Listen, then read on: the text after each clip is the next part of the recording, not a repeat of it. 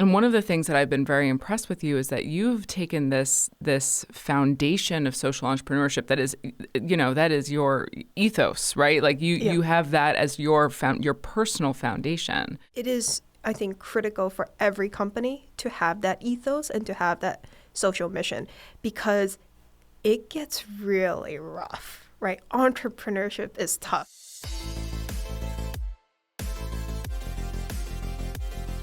Welcome to Seriously Connected. Today, we're going to talk about social entrepreneurship and the importance of having a clear business model. Today, Chen, the CEO and founder of Letterly, joins us to talk about her company and how she grew Letterly from an in-person school to an AI tool.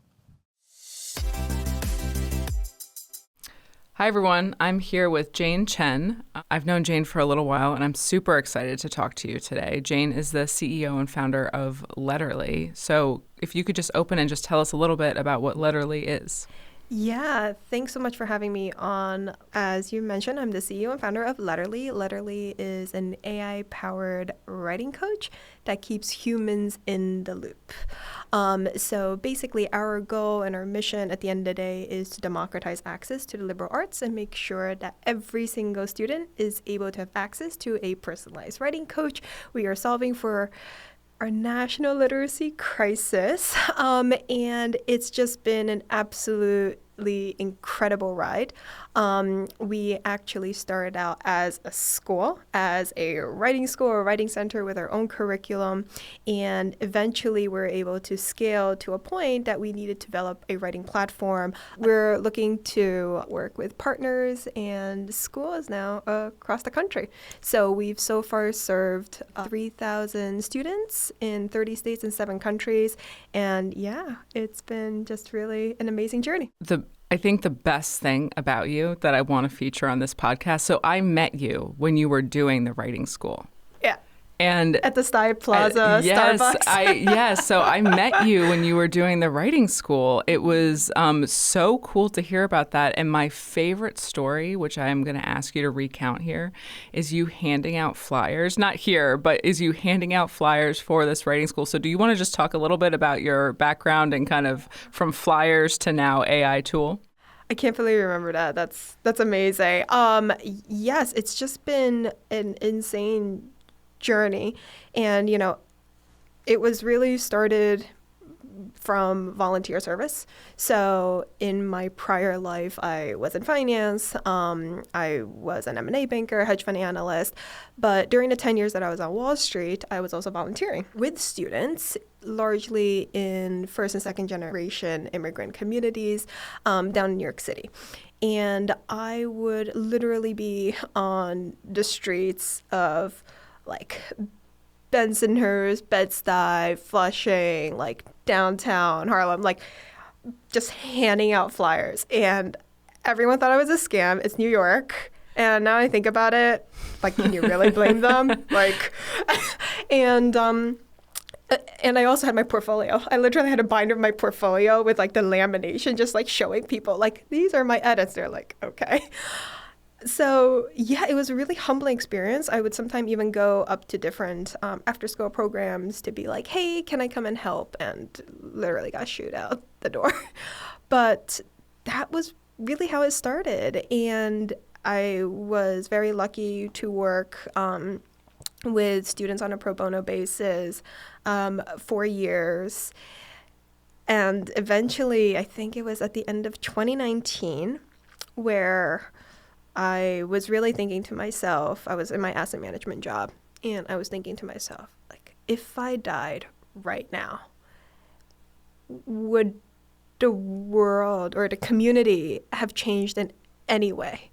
So philosophically, I believe that the world is a finite set of resources, and that it is our responsibility to make sure that when we pass on, we've contributed to the world as a net positive versus when we joined. And I really thought to myself, I was like, okay, like I'm doing well in finance, but is my way of giving back capital allocation? Right. I mean, there are great capital allocators out there and they should definitely, keep doing that. But is that my contribution? And I just wasn't sure about that. But I knew I was an awesome writer, and not even necessarily an amazing writer, because there are fantastic like authors out there.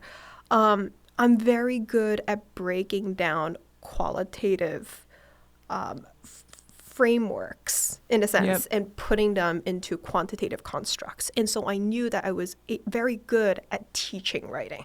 I was very good at scaling. And that's when I decided, with the encouragement of my students, to start a writing school. So that's what I did. I love it. So I want to put a pin in like the grit that you just talked about and dealing with like just the ability to deal with uncertainty and ambiguity, because those are things that I look for in founders for sure. So I want to put a pin on that and come back to it. But you said something that is so, I think, meaningful, which is you basically described social entrepreneurship.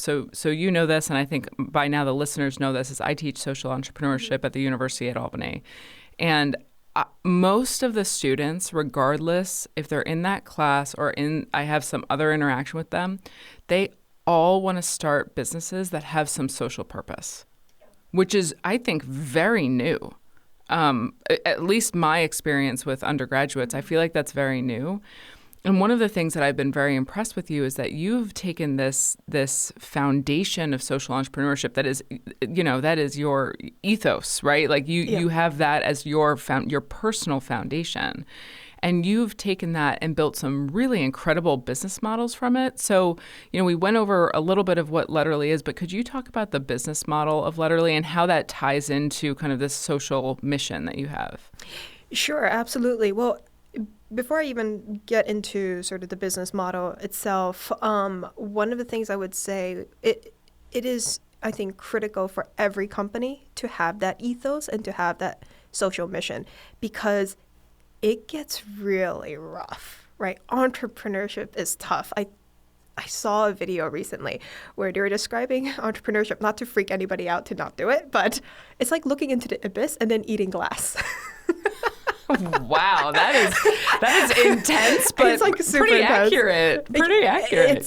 It's a lot. Yeah. And when you don't have a North Star, you give up, because it's like the purpose, right? And when you're actually responsible for a greater good, you and your team, right? You also have to motivate the team. So when you and your team are really responsible for greater good, it keeps you going even during the dark times. And that's something that's definitely happened to me. So in terms of our business model, it took many years in the making. So, for anybody who thinks that they need to like nail down a business model on day one, that's just probably not going to happen.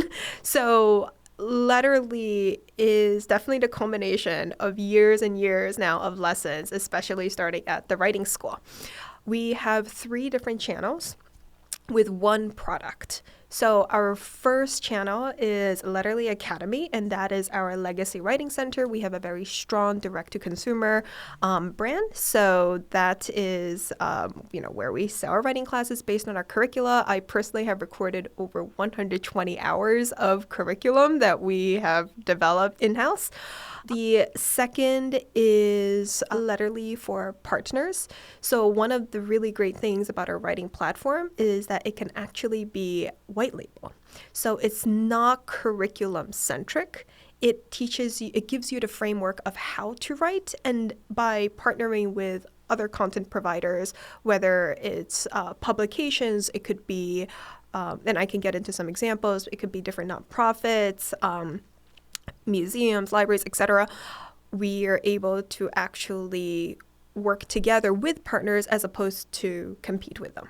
So that is the second channel. And the third channel is Letterly for educators. That is basically using it as a tool in the classroom in conjunction with the teacher. And that is also the reason why the human in the loop element is so important for us. There are, as we know, a number of AI tools out there. We are the only one, surprisingly, that actually keeps humans in the loop for students.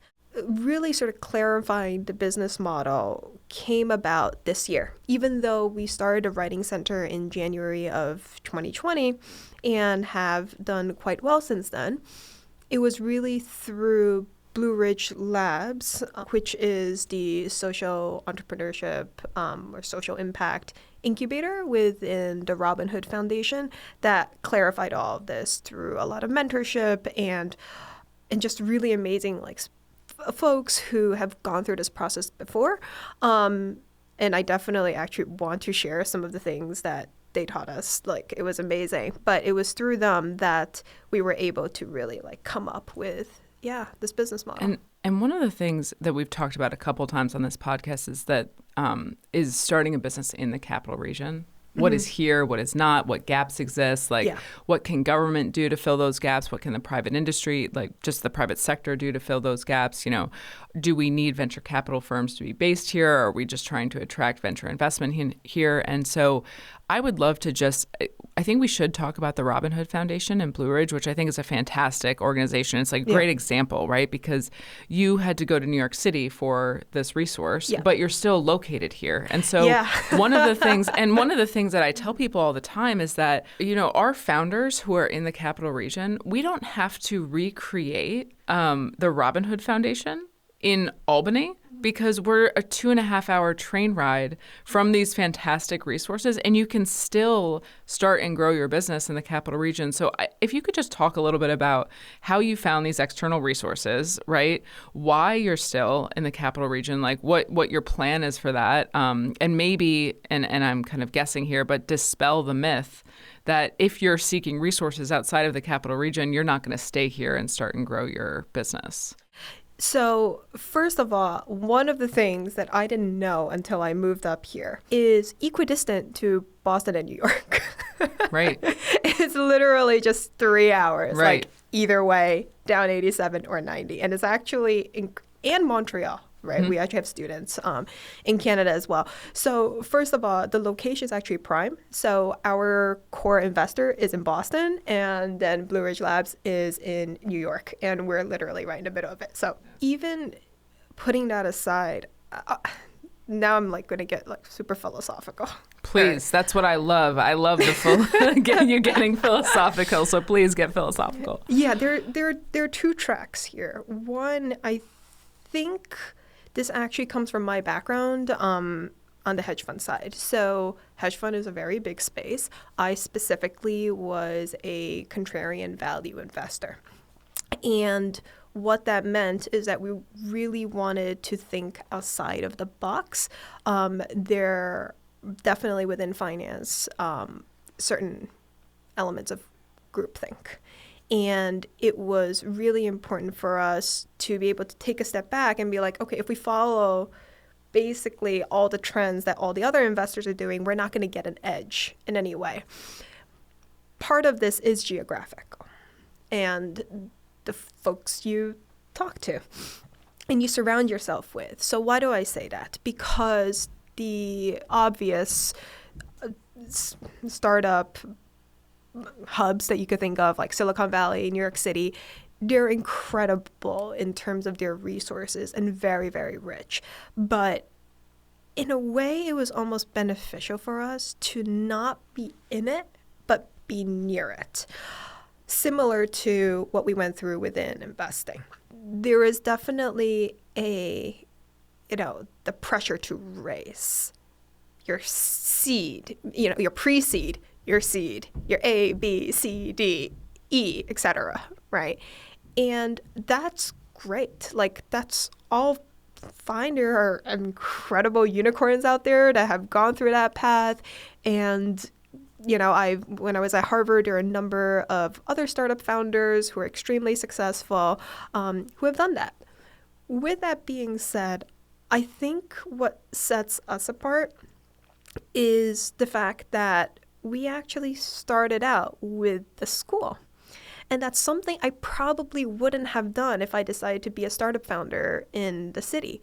We bootstrapped for the first 3 years. We took out loans like small business, WMB loans from Pursuit, right, from CDFIs, back when it was 3%. Remember those days? Yeah, those were beautiful days. Those were nice days. Yeah. we're on the tail end of that, so I'm very happy, that worked out. But we were able to take on, 3% interest debt. And we were able to do that because we had a school. with revenue, with profit, with cash flow, Yeah. right? That is very atypical when you're building a startup. But we're able to scale that in such a way that we are not necessarily sort of dependent on the capital markets. Like, of course, it would be great to get investors, but we're able to think more strategically about investors in terms of what can they bring to the table. Well, you came into a venture-backed startup as an operator because you already had this That's a great way of experience. Do you know what putting I it. mean? Like you had Yeah. this experience of operating this company. Yeah. And it gives us a lot more financing options. Like if we were able to scale Letterly Academy at a certain point, it's like, okay, that it might be more of a debt play, right? And then if we want to expand to schools, which is longer sales cycles, hey, maybe that's more of an equity play. And maybe there's a convert somewhere in between. Whatever it is, it gives us a lot of flexibility because we have a real product that people are actually paying for. As opposed to oftentimes when it's like a J-curve traction and then figuring out a business model from there, which obviously is a very successful model, but I really like where we are right now. So that is my philosophy of sort of being near but not in. So here's my hot take for you today.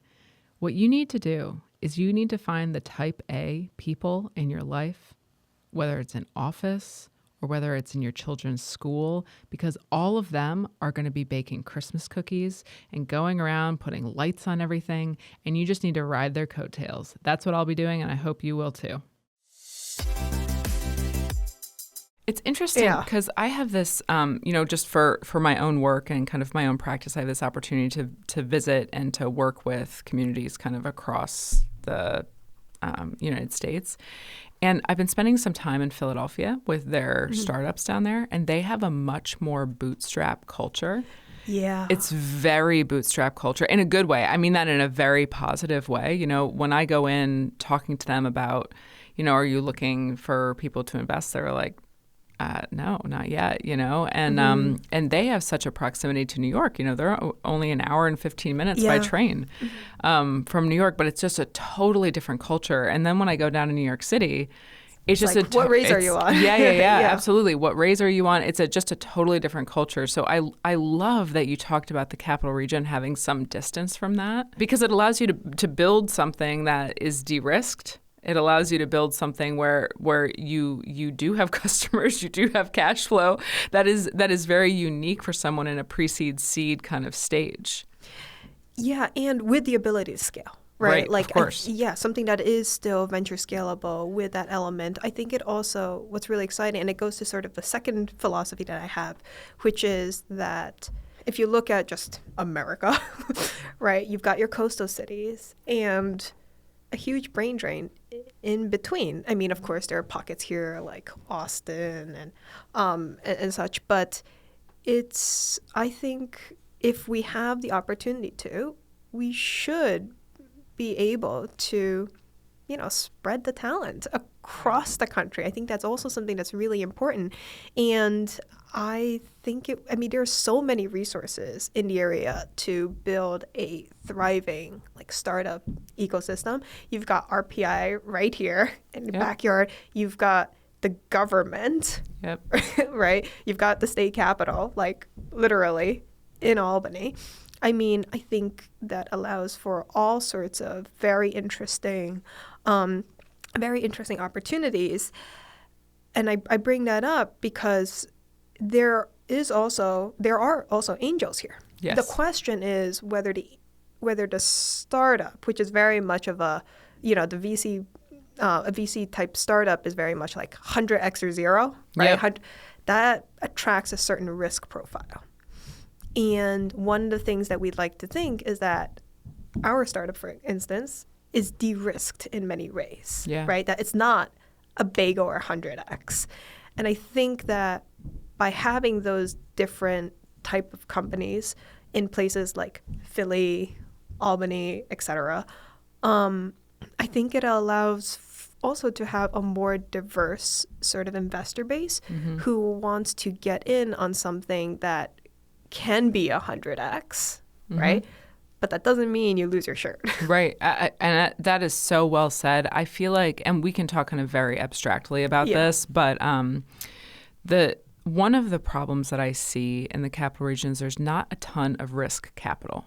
Even for somebody like you who is de-risked, there is just not a ton of capital that's willing to be even remotely risky. So when I think about the angels in the area, many of them come from banking or they come from finance. And that's just a different mentality. It's just a totally different mentality. And so whereas in other markets, like when I'm in Philadelphia or when I'm in New York City or when I'm in even Denver, I see people much more willing to say, oh, I'm going to write a $100,000 check into this company, or even a group of people saying we're going to do a $100,000 check into this company and see where it goes.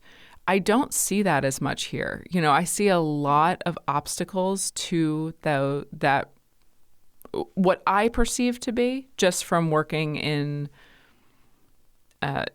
finance, venture, like a $100,000 check is such a small amount of money for a company that has the ability to 100x, right? Like, I mean, that is, so if we can't get, I sometimes get frustrated because if we can't get 5 people together to write one $100,000 check into a company that will allow them to prove out their product market fit or prove out their business model or prove out whatever, I get frustrated by that. But then, to be honest, I also get frustrated by founders because they make very unreasonable, completely unreasonable asks. They say, like, we want the money for, it's not even talent acquisition. It's like, we want the money for our salaries to live, or we want it's nothing that will grow the company. It's like what is already existing in the company. And so I feel somewhat like there's education on both sides to be had, like educating the angels in this area, but then also educating the founders on what is a good ask at that stage. I'm going down this like philosophy rabbit hole. I like philosophy and abstract. We're good. I have so many business philosophies. But one of the things is that it's very much like what's in your control and what's not in your control, right? And right now I'm a founder. So when I was an investor, I can teach myself to think a certain way. Right now I'm a founder, and it's my job and responsibility to be responsible stewards of people's capital. Right. Right? Like, absolutely. That is, like, to your point, like, founders don't do the smartest things. It doesn't even matter where you are. If you're in a capital region, the city, or Silicon Valley, certainly, right? Yep. You have to be smart with how you spend other people's money. Like, it's so important. Like, what is, like, the main rule? It's like, rule number 1, don't lose money. And rule number 2, like, don't forget about rule number 1. Yeah, right? Absolutely. And I think having that mindset in terms of what can I control, which is not lose other people's money, it also forces me to be creative. I can't just throw out money on a $7,000 marketing campaign with no visibility into the ROI. I actually remember this very clearly. Somebody was like, oh, you should look into Google AdWords or, and SEO and social media marketing, and all very important things, right? When it comes to marketing. But also it's very expensive. So I was starting to invest money in there, and I was like, I'm not getting any sales. But they're like, no, you have to spend an X amount in order to see how you feel and to test it out. And I was like, yeah, we're going to cut the program. Right. We're going to cut it. I'm going to cut my losses now. I've done the test. I know it's important to do. When we do our C raise or B raise or whatever, then I get thrown out of marketing money. But right now, we have let me just think. My LTV to CAC ratio is over 10x. It's amazing. Why on earth would I do that? Yeah. I'm purely referral. Yeah. Every one of my students is either returning student or a referral. It's amazing. And so why would I do that? Right. Right. Right now, at least. So you talked about, don't lose money and don't forget not to lose money, which I feel is such good advice. Another, I think, problem that smaller markets have is when they see one failure, like one angel lose $15,000, then they're less likely to invest in other companies. When really, I mean, you and I both know that investing in early stage companies is risky. It's risky. Yeah. And so if somebody does it one or two times and they go to zero, that doesn't mean that they shouldn't continue to do it, right? And so I do think that there is, it's almost like when I talk to angels or investors, what I want to say to them is like, hey, pick a number that you're willing to invest in 10 companies. Like pick a number. It can even be $100,000. You're investing $10,000 into each company, right? Pick a number. Or start, or don't even start to make investments as an angel. Start to mentor people and see, who you find, right? Because if you have a founder who's you see this all the time. I mean, I see this, you see this, is like you have somebody who's doing really, really well. I mean, who raises millions of dollars and then they go to zero because that happens, or they just return the money that has been invested in them because that happens. That is a feature of venture. Mm-hmm. I'm not saying it's a pleasant feature, but like that is a feature of venture. So I do sometimes get, frustrated when I see people who say like, oh, I invested in a company one time and it didn't pan out. Yeah, I'm sure there's some like psychological bias. Right. Like there's definitely, I can't remember the name off the top of my head. It's like a mental model, but it happens. Like, oh, I had a bad experience at this restaurant. This must be a horrible, like I'm not going to go. Great analogy. Yeah, it's it's like it's true. So many different variables, but it just sticks with you. And I mean, that is one of the reasons why, I talk about like what can we do as founders to control what's in our control. But there is an investor who you would need a certain risk tolerance. Right. There has to be an appetite for it. And I sometimes think that, early investments, what you really want from somebody is the ability to have them help you raise more money. Not necessarily specifically them, but have their money get you to a place where you can raise more money and more. I mean, even the way that investors invest on either a safe or a convertible note, like those necessitate a priced round for them to have equity in the company. You know what I mean? Like, and so there is this, I think, misnomer that, you can invest money and then walk away, or, those early stage investors, when founders take them on, should be people who can help them with that next raise, who can help them with their product market fit, who can help them with customers. So Jane, every episode we have a business lesson. So it's really a lesson for anybody who's listening. Most of the audience members are women from the Capital Region. So if you have a specific business lesson that you would like to share, I would love to hear it. I actually don't know if it's going to be women specific, but it's a really cool lesson. It's a really awesome lesson. It was from the CEO and founder of Coinstar. So are you familiar with Coinstar? Yes. Okay, right. So you go to a grocery store, you have all your change, you dump it in a machine, you might get something that you can use in a grocery store. You need to find a business model where everybody wins. Everybody has to win for it to truly be sustainable. And it goes back to the idea of social entrepreneurship and social innovation, because there are really three players that you're optimizing for. The private company, so your company, the startup, you have to think about the social element, and you have to think about the public element. So what was so cool about Coinstar, for example, they're a private company. Okay. They built these kiosks effectively, but then they found a model where they were able to improve the lives of so many low-income communities by going into those grocery stores first. So you were saving them money. You're saving folks money with all of this change and actually using it for food in the grocery stores while also increasing foot traffic to those stores, which is great. But on the public side, it just blew my mind. I don't know the exact numbers. I could be off by like 10, 100x, who knows? But they were saving the U.S. Mint billions of dollars. Wow.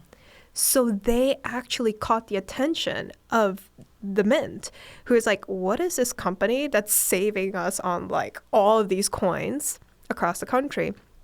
And that's how Coinstar actually overnight grew and exploded, because the government got Coinstar into the grocery stores. The UK then picked it up and was like, what is this random kiosk, like saving the mint, like all the billions of dollars or whatever. Literally, they called a meeting with the Coinstar CEO and they put a kiosk in literally every single community in the UK overnight. And that is a perfect model of where everybody wins. And so finding tri-sector innovation, that's what it's called. You can Google it, tri-sector innovation. It's really cool and it forces you to be imaginative. And that's something that we're doing, which is we wanted to find models where everybody wins. So if we work with a publication, they have another, like an additional source of revenue, right? They're able to also help their kids.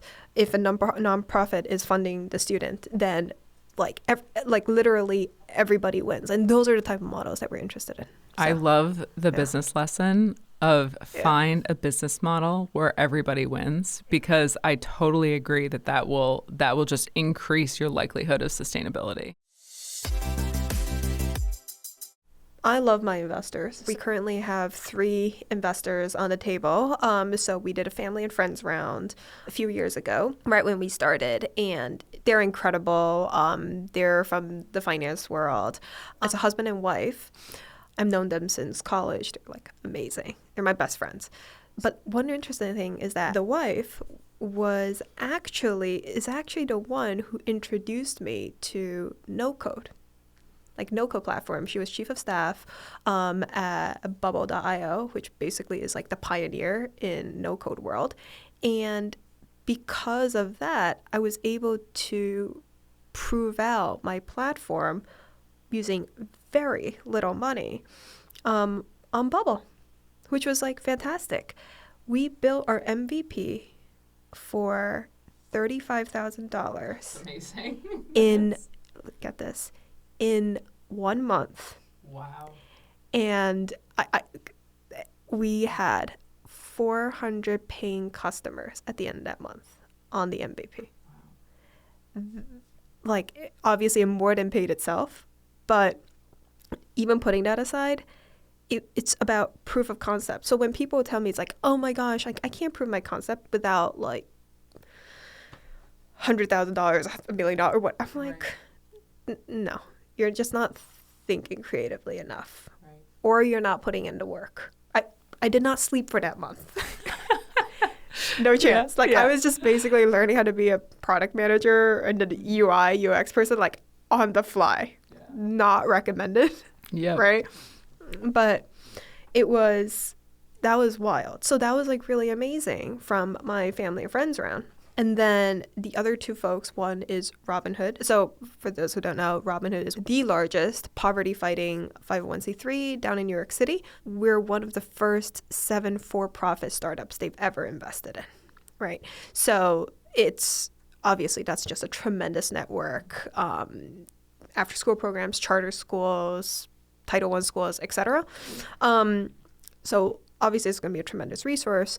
And then we have a pretty sizable investor out in Boston who's definitely helping us on the partner side. So through them, we're talking to a couple of museums, which we're very excited about, and libraries out in Boston. And so having those different relationships, I mean, it's very, very important. It's critical. Yeah. No, absolutely. And I think if you could, for listeners today, if you could just talk about, because we're down the philosophy and an abstract route, if you just want to talk about just those relationships, how did you find, not specifically, but like, how did you put yourself in a position to find investors? How did you put yourself in a position to find customers? What did that look like for you almost granularly, like on a day-to-day? Like, what did you do to kind of put yourself in a position? Because my philosophy is, the philosophy that I have is that, it's a very like Benjamin Franklin philosophy, which is that you don't necessarily have luck, right? You put yourself in a position, you prepare for opportunities that might come your way. And I just see you do that over and over and over again, where you are, and maybe it's not conscious, but you prepare yourself.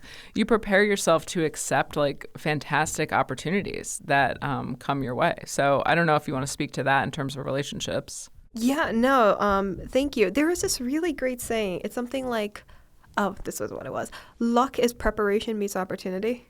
Love it. It's a good line. It's a great line. Because it's true. Yeah. It's totally true. And, well, I'll actually tell you two completely, like, wild, like, just showing up stories. Oh, my God, if they're on this, if they listen to this, it's, like, mildly embarrassing, but I'm going to do it anyway. So the first is how I heard about the Robin Hood program. You'd think it was through, like, Harvard Network or City Network. I'm from the city, right? And I'm very active in DEI programs down in New York City as a scholarship student and all that. You'd think that's where it's from. No, like literally not even. It was from a guy who's a regular at the Thirsty Owl. Oh my gosh, I love that so much. Isn't that wild? Yes. Yes. There is this wonderful gentleman who is a regular at the Thirsty Owl. And that's how, through mutual friends, I learned about the Blue Ridge Labs program within Robin Hood. That's so funny. That is hilarious because I knew Blue Ridge Capital, being like working in like the long short hedge. I had no idea what Blue Ridge Labs was. But yeah, it was started by Ken. It was started, name is escaping me. But anyway, the guy who ran Blue Ridge Capital started Blue Ridge Labs. And I was like, oh my God, my worlds are colliding. Worlds are colliding. That. So it's just about showing up, I guess, to places. Yeah. Like just as long as you show up, right? Yep. That's the most important thing. The second completely wild one is it's actually not even about investors. It's about my team. I have the best director of education. Her name is Anya. She's actually been here before doing a marketing day. If you go onto Letterly's Instagram, she's everywhere. And I actually found, this sounds so weird to say, like I found her, but like I guess. So she's from the Capital Region. She did her undergrad and grad school in education from UPenn. And so there was really no reason for us to cross paths. It's because I was taking a train from Albany down to New York City, and I was sitting next to this wonderful, wonderful gentleman named Will. And I was asleep on the train the entire ride. You know, when you just like do your own thing on a train. He was sitting next to me, and he was reading like the philosophy of life. I didn't even think about it. I was like asleep. And then at the end, I hear him tell somebody else that he was a PhD student and teaches literacy to kids. And immediately I just turn around to him, like I wake up out of a daze. I turn to him and I'm like, we're in desperate need of editors. I know I've been sitting on this train with you for the last 2.5 hours and I haven't talked to you, but I really want to exchange contact info right now because I think we got to connect. And he's like, okay. That's great. And then turns out he lived like 3 blocks from my parents in the city. So we ran into each other in the subway. We got coffee and he's like, you've got to meet my friend Anya. I think she would be an incredible editor as well. Like almost 2 years later, she's our director of ed. I love it. Isn't that crazy? And those stories, I mean, it happens, I think, over and over again if you're open to the possibility of that. You know, if you're like an open person. And so I think just like the everyday, I mean, I was explaining, so my wife says over and over again, like, I don't understand what you do. Like, and I kind of want to be like, I feel that's because you don't want to listen to what I do. But I was explaining to her just last night about, she was like, how how were you in this position? And I told her, and it probably took 15 minutes. I'm not going to relay it right now, of like explaining a 8-year like chain of people that like got me in front of this one person who's going to kind of like, I think, really impact one of the projects that I'm working on. And she was like, yeah, I don't understand what you do. So for years, my husband, who knows, he might still think that now, is that I'm an English teacher and I teach writing. And I'm like, yeah, that's close enough. We're That's good. close enough. That's right. Let's stick with that. That's right. I love it. Well, it's been so awesome to have you on the show. It's been so fantastic to catch up. Absolutely. Thanks so much for listening. This is the second episode in December, which is my last month hosting Seriously Connected. I want to hear if you liked this podcast, so please reach out to me on LinkedIn and let me know if I should continue it.